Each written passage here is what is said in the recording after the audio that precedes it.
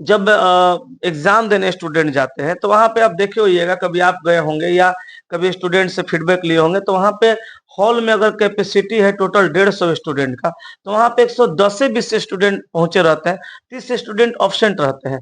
तो ऑब्सेंटी भी cut off में कुछ भूमिका निभाता है।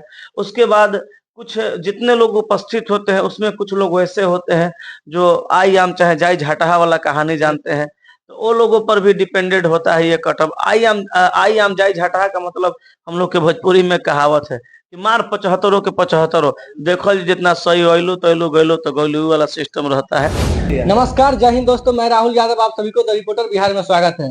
दोस्तों, अभी हम आ चुके हैं दीपक सर के पास। दीपक सर से जानते हैं एलपी सीबीटी 1 का रिजल्ट कब तक आएगा और कटअप पर भी जानते हैं, बात कुछ करते हैं। सबसे पहले मेरे चैनल में आपका स्वागत है। बहुत बहुत धन्यवाद। सर, एलपी का जो सीबीटी 1 का रिजल्ट कब तक आने वाला है?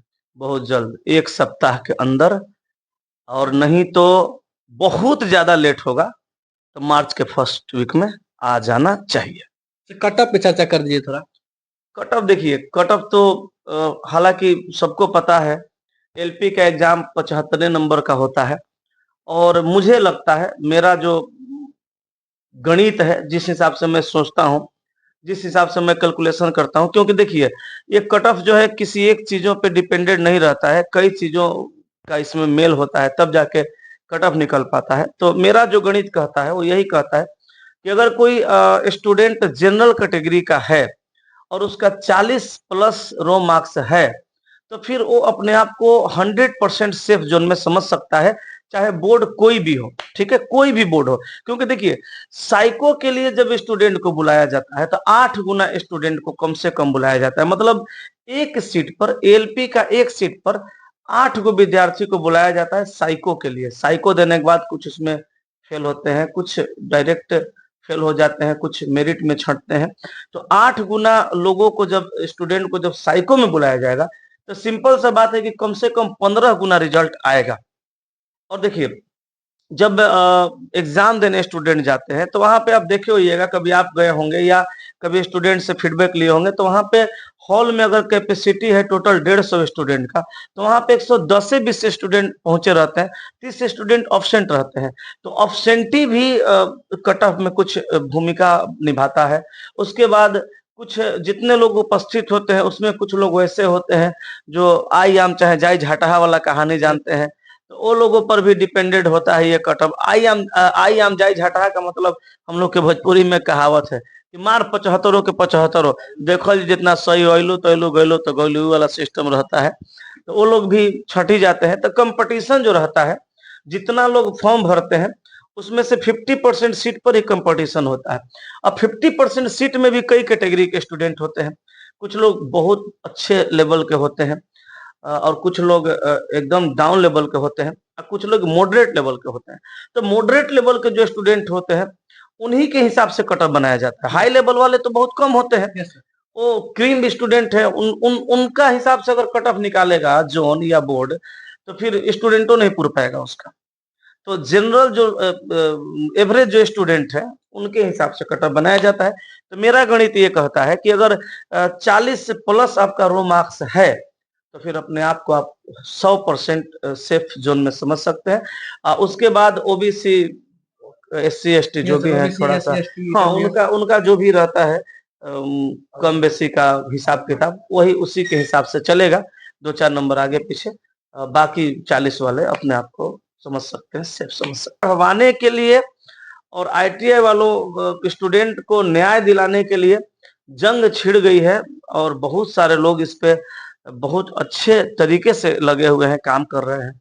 हम भी हैं, मेरे जैसे और भी कई शिक्षक, कई यूट्यूबर, कई लोग हैं इस मुहिम में शामिल, जो दिन रात मेहनत कर रहे हैं। मामला हाई कोर्ट में पहुंच चुका है, कैट से मामला हटा दिया गया है, जैसा कि हमने पिछला वीडियो में भी बताया था। और भी चैनल के माध्यम से मेरे वीडियो स्टूडेंट देखते हैं, तो वहां हम बताए थे कि मामला कैट से उठा करके हाई कोर्ट में लेके जाया जा चुका है, क्योंकि मामला कैट से हटाने का रीजन ये था कि कैट डेट पे डेट दे रहा था, डेट पे। और हम लोग को उतना डेट नहीं लेना, हम लोग को 22 तारीख से पहले इसका कुछ ना कुछ रिजल्ट चाहिए कि आखिर हो क्या रहा है।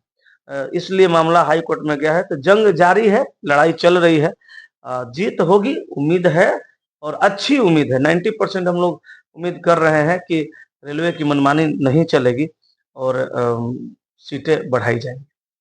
सर हम मेरा एक क्वेश्चन और है कि जो रेड अभी जो आप बोले कि आपका क्वेश्चन क्या है, रेड जोन सेफ जोन, तो इसमें सेफ जोन क्या होने वाला है जो अप्लाई फॉर्म करे स्टूडेंट? इसका वीडियो हम बना चुके हैं और चैनल के माध्यम से बहुत सारे स्टूडेंट देख चुके हैं।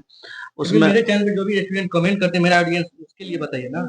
तो उसका तो फिर से डेटा देखना पड़ेगा ना, और सारा चीज तो याद हमको रहता नहीं है, क्योंकि अब उसमें 5 जोन 6 जोन था जो हमने येलो जोन में रखा था।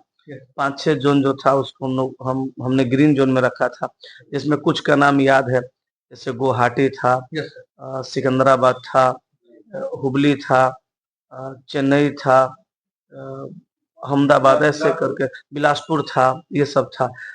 हमने हाजीपुर, प्रयागराज, दिल्ली को रेड जोन में रखा था, और गोरखपुर को 4-5 जोन ऐसा था जिसको रेड जोन में रखा था। बाकी जो बच गया उसमें से 5-6 जोन को हमने येलो जोन में रखा था। लेकिन याद भी आ गया, बता भी दिया। और बाकी डिटेल्स के लिए कितना कट ऑफ गया था पिछली बार, अब की कितना कट ऑफ जाने का चांस है, इस सब पे चर्चा हम पहले कर चुके हैं, और वीडियो देखने पर क्लियर हो जाएगा। ठीक है सर, एक क्वेश्चन और है कि सर आप कुछ दिन पहले जो है, अभी जो विपिन सर और डीएम साहब की कुछ बातें छिड़ गई हैं, उसमें सर आप भी गए थे अपना जो लेकर, कुछ अपना जो बात लेकर गए थे वहाँ पे, आपका सर क्या प्रॉब्लम था जो आप गए थे यहाँ से वैशाली, आप रह रहे हैं पटना में? ये भैया आप मुद्दा कहाँ से कहाँ खींच के ले जाते हैं। अलग सर हम बताने वाले अब यहाँ बताइए आप कौन मुद्दा पे थे, अब चले गए। अच्छा देखिए, आपका क्या कहना है, आपका क्या मुद्दा था जो आप डीएम साहब के पास गए थे? देखिए मेरा 2 मुद्दा था। पहला मुद्दा तो ये था कि विपिन सर एक अच्छे शिक्षक भी हैं और एक अच्छे मुखिया भी हैं, और उनके साथ जब ये दुर्व्यवहार किया गया तो फिर मेरे साथ कैसा बिहेव किया जा रहा है देखने के लिए मैं गया था। हालांकि ये बात भी सच है कि मैं जिस दिन विपिन सर गए थे उसी दिन गया था, और मैं सच कह रहा हूँ फिर से, मैं विपिन सर के साथ ही गया था और मैं उनके सपोर्ट में गया था, और मुझे लगता है कि मैंने कोई गलती नहीं की है, जाना चाहिए। अब आपके हिसाब से अगर गलत हो सकता है तो हो सकता है, लेकिन मेरे हिसाब से वो गलत नहीं था। लेकिन हम अपना मुद्दा अलग लेके गए थे, क्योंकि मेरा मुद्दा था, हम कई बार वैशाली आना जाना करते हैं, गांधी सेतु पे जाम लगा रहता है भाई, हम टाइम पे नहीं पहुंच पाते हैं। मेरा भी मुद्दा डीएम साहब को हम देने गए थे, डीएम साहब पर लिए नहीं मुद्दा, डीएम साहब आवेदन लिए नहीं, एक एसडीएम साहब थे वो आवेदन लिए, लेकिन लिया गया, आवेदन को स्वीकार किया गया, यही था और क्या, कुछ खास नहीं। कहीं ना कहीं सर ऐसे मतलब अभी मार्केट में चल रहा है कि विपिन सर के समर्थन में गए थे दीपक सर, एकदम अपना नाम चमकाने के लिए नहीं ना गए थे? लोगों को ऐसा लगता है तो लगने दीजिए। अब हम समर्थन में जाएंगे और लोगों को लगेगा कि नाम चमकाने गए थे, तो ये काम जो लोग सोच रहे हैं उनको भी कर लेना चाहिए था। चलिए, हम किसी के समर्थन में जाके नाम चमकाने गए थे, विरोध में जाके तो नहीं गए थे। तो जिनको ये लग रहा है कि नाम चमकाने के लिए दीपक सर गए थे, तो उनको भी चले जाना चाहिए था, वो भी नाम चमका लेते। हम विपिन यादव सर के साथ सुबह के 7:45 से लेके रात के 9:15 तक रहे थे। नाम चमकाना होता ना तो हम डायरेक्ट चल जाते डीएम ऑफिस में, और भीड़ भाड़ में फोटो खिंचवा के वीडियो बनवा के चल आते। लेकिन हम इंसान के साथ इंसानियत के रूप में साथ थे। अब लोगों को लगता है कि नाम चमकाने गए थे तो ये सब काम आप भी कर सकते हैं, आप भी नाम चमकाइए। बेशक हमको प्रचलित होना है, फेमस कहता है ना लोग, फेमस होना है हमको, फेमस तो नहीं लेकिन हमको लोकप्रिय जरूर होना है। फेमस को हिंदी में लोकप्रिय कहते हैं। बेशक हमको लोकप्रिय होना है और लोगों के साथ खड़ा रहना है, और लोगों के सपोर्ट में रहना है, और लोगों का मदद करना है। अब ये किसी को लगे कि हम अपना नाम चमकाने के लिए कर रहे हैं तो बेशक सोच सकता है, हमें उससे कोई परवाह नहीं, कोई फर्क नहीं पड़ता। खत्म है।